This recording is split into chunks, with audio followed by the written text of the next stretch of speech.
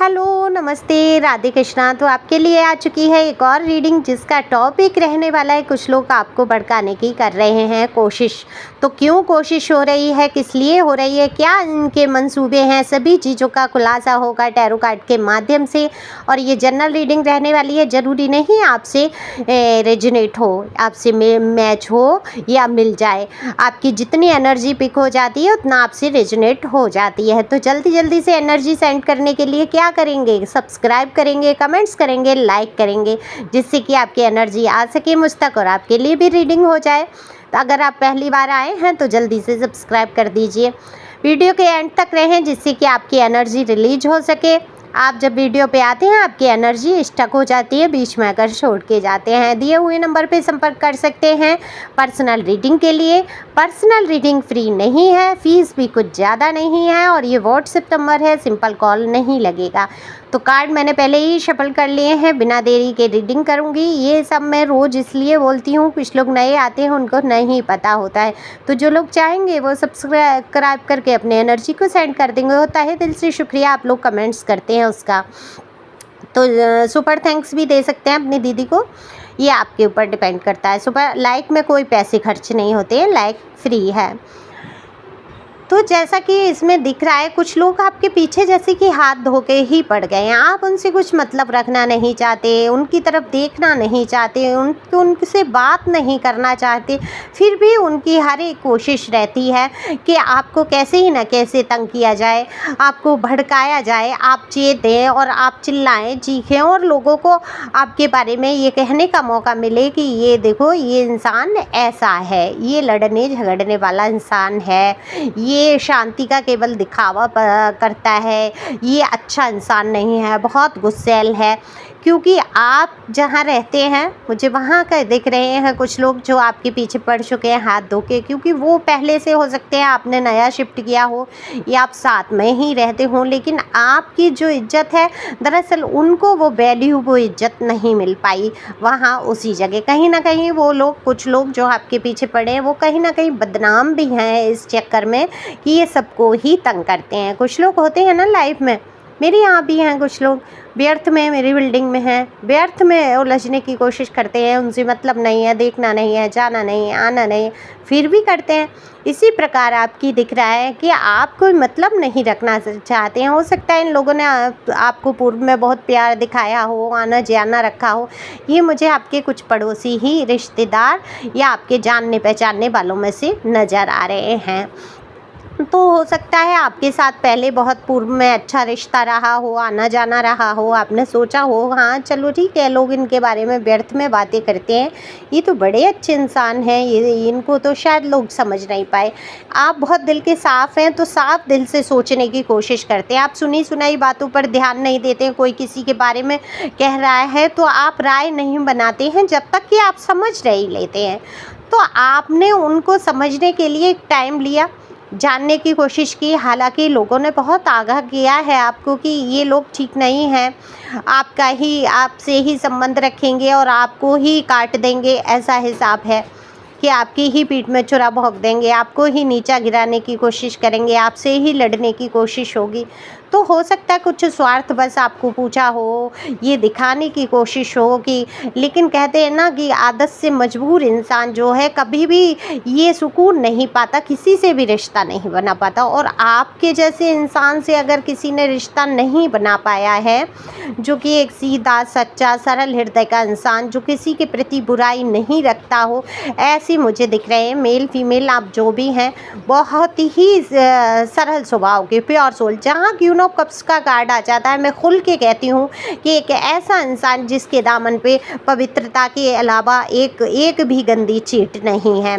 तो ये पवित्र दामन जो है आपका, जो साफ सुथरा चरित्र है आपका, जो साफ सुथरा निर्मल मन है, ये इसी में लोग क्या करते हैं, छल करने की कोशिश करते हैं, उनको सहन नहीं होता। लेकिन जब आप बहुत पवित्र होते हैं, जब ईश्वर की सानिध्य में आप होते हैं, कहते हैं ना जिसको जाको राखे साइयाँ मार सके ना कोई, तो जब ईश्वर का आशीर्वाद आपके साथ होता है तो आपको चाहे कितने ही लोग गिराने की कोशिश करें, आपको गिरा नहीं सकते हैं। है ना? उनका खुद का ही व्यक्तित्व गिरने लगता है। जब आप भी सोचो, जब हद से ज़्यादा कोई किसी के बारे में बुरा-भला बोलता है, तो आपको ना कैसा लगता है कि ये इंसान खुद में ही ठीक नहीं है। ये कितना बुरा बोल रहा है, दूसरे को बोल ही कैसे सकता है ना? ऐसा दिमाग में आता है ना? ऐसे ही लोग भी समझते हैं कि यार ये इस इंसान की तो आदत ही है। तो जो लोग आपको भड़काने की कोशिश कर रहे हैं, दरअसल वो पहले से इस चीज़ में बदनाम हैं।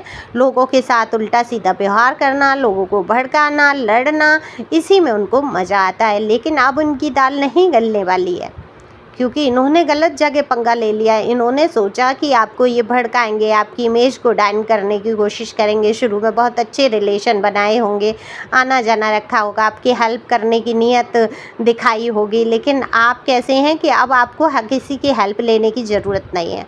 आप अकेले ही काफ़ी हैं। आप चाहते नहीं हैं कि कुछ लोग आपसे जुड़ें, आप उनके सामने भीख पड़ें या आप उनकी मदद लें। नहीं, आप खुद में सक्षम हैं।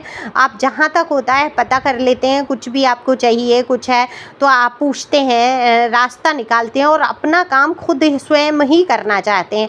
अच्छा, कौन लोग दब जाते हैं, कौन लोग फिर ऐसे भड़कावे में आते हैं, या तो उनके अंडर में लोग चलने लगते हैं, ऐसे लोगों के जो कि आपका बुरा चाहते हैं। अगर आपको कोई लालच होगा तभी तो आप किसी के अंडर में किसी की बात सुनेंगे या उसके अंडर में चलने लगेंगे। आपको किसी से लालच नहीं है किसी चीज़ का, ना तो आपको किसी की हमदर्दी चाहिए, ना आप ये चाहते हैं कोई मेरे साथ सहयोग के लिए खड़ा हो जाए, क्योंकि ऐसे लोग तो कभी भी सहयोग नहीं कर सकते हैं। आपके मित्र हों, दोस्त हों, आपके रिश्तेदार हों, पड़ोसी हों, जो आपकी पीठ पीछे कठिनाइयाँ खड़ी करते हैं या आपके मुंह पे हमेशा ऐसी कोशिश करते हैं कि आप डाउन हो जाएं, आप नीचा, अपने लिए नीचा सोच जाएं, ऐसे शब्दों का बोलना। कुछ लोग होते हैं, सच में कुछ लोग ऐसे होते हैं वाकई दुनिया में, कि जो दूसरों की सुख शांति चैन नहीं देख पाते हैं। अपने सुख से तो वो सुखी हैं नहीं, लेकिन दूसरों को अगर वो देखते हैं आगे बढ़ते हुए तो उनको बड़ा दर्द होता है। तो उनको लगता था, जो भी ये लोग हैं उनको ऐसा लगता था कि आप अकेले कुछ नहीं कर पाएंगे, आपको इनकी मदद की ज़रूरत होगी, और जब मदद ये आपकी करेंगे तो आपको अपने कंट्रोल में रखेंगे, आपको अपने हिसाब से चलाएंगे। लेकिन ऐसा संभव नहीं हुआ, तो क्या हुआ, अब ये आपसे भिड़ने की कोशिश करने लगे और भड़काने की कोशिश करने लगे कि कैसे ये आप चेत जाएं इनकी छोटी छोटी हरकतों से। मैं छोटी मोटी कहूँगी, हालांकि आपको परेशान बहुत किया जा रहा है या किया गया है, लेकिन आप भड़कने में नहीं आए। आपको एक आध बारी गुस्सा तो आया है कि लाओ मुंह तोड़ इनको जवाब दे दें, लेकिन आपने समझ लिया है कि पागलों के मुंह नहीं लगा जाता, पागलों के साथ पागल तो नहीं बनना जाता है। तो आपने अपने कदम को क्या किया है, आगे बढ़ाया, उन पर ना ध्यान देते हुए, ना गौर करते हुए उनकी हरकतों पे क्या किया है, आप आगे बढ़ गए हैं। अब देखो, सड़क पे कोई ईंटें फेंक रहा है, उसका पूरी तरीके से पता है कि ये इंसान पागल है, तो क्या हम उठा के ईंटें फेंकने लगते हैं? नहीं ना, है ना, हम बच के निकलने की कोशिश करते हैं। इसी प्रकार से आपने क्या किया है, इनसे बच के निकलने की कोशिश की है। ये कायरता नहीं है, ये कायरता नहीं है। अगर किसी को लगता है कि आप डर गए हैं या डर की वजह से आप ही कहेंगे अगर हम इतना बच के चलेंगे तो उनको लगेगा डर, अरे बहादुरी किसको दिखानी है, उसको अकल होगी तो आपसे भिड़ेगा क्यों? आपके जैसे इंसान से उसको भिड़ने की ज़रूरत क्या है, जो शांति से अपना काम में लगा है, जिसको किसी से कोई लेना देना नहीं है, निस्वार्थ प्यार देना, निस्वार्थ सहयोग करना, ऐसे इंसान से भिड़ेगा ही क्यों जब उसके अंदर समझ होगी? तो सोचने वाली बात है। उसके अंदर उल्टी समझ है, उसकी उल्टी गतिविधियों में समझ है। लेकिन अब ये आपको समझना होगा। अब आप कहेंगे कि ऐसे लोगों का ईश्वर भी साथ दे देते हैं, इनके जीवन में कोई कठिनाई नहीं आती।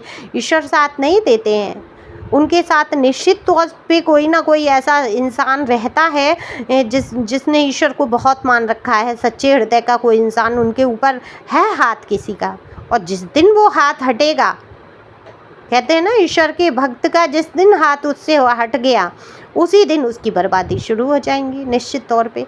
तो ये ध्यान रखो, और वो ईश्वर के बंदे का साथ पकड़ ही नहीं पाएगा। एक दिन आपको सब समझ आ जाएगा। अब अंदर की क्या पता उनको क्या दुश्वारियां हैं, वो भी चैन से नहीं है ना, जो आपको परेशान कौन करता है? जो खुद चैन से नहीं होता है, तो वो क्या सोचता है, मैं सबको बेचैन कर दूं, मेरी वजह से सब परेशान रहें। वो ये भूल जाते हैं अब हमारा तो कोई कर्मा होगा इसलिए हम भुगत रहे हैं, तो क्यों हम दूसरों को और कर्मा बना लें, दूसरों को परेशान हो गए।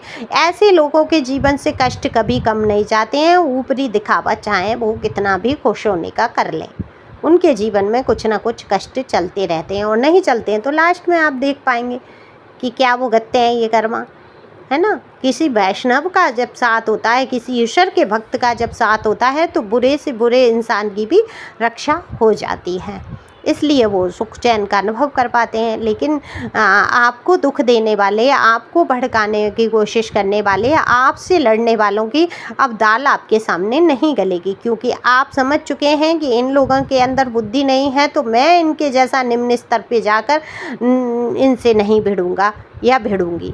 तो आपने अपना एक रास्ता देखा है, आगे बढ़े हैं, आप व्यर्थ में अपना समय बर्बाद नहीं करना चाहते किसी भी ऐसे व्यक्ति के पीछे जो सिर्फ बहस का मुद्दा बनाना चाहता है, जो सिर्फ आपको गिराना चाहता है, आपकी बराबरी नहीं कर सकता तो अपने लेवल पर लाना चाहता है कि आप भी उसकी तरह भौंके, चिल्लाएं, लड़ें, चीखें और लोग तमाशा देखें। तो ये लेवल उनका है और ये इसी लेवल पे आपको लाना चाहते हैं, पर आप उस लेवल पे कभी नहीं आएंगे। आप उन गिरे हुए व्यक्तियों में से नहीं हैं। आप एक समझदार और मैं ये कहूँगी सुशिक्षित, यानी कि बहुत ही पढ़े लिखे इंसान मुझे नज़र आ रहे हैं। अगर आपकी पढ़ाई लिखाई डिग्रियां कम हैं, डिग्रियों से कोई मतलब नहीं है। पढ़ाई क्या होती है? संस्कारों की। एक बहुत पढ़ा लिखा व्यक्ति भी बहुत गंवारू व्यवहार कर सकता है, लेकिन एक संस्कारी व्यक्ति कम पढ़ा लिखा होके भी बहुत पढ़े लिखे से ज़्यादा अच्छा व्यवहार कर सकता है।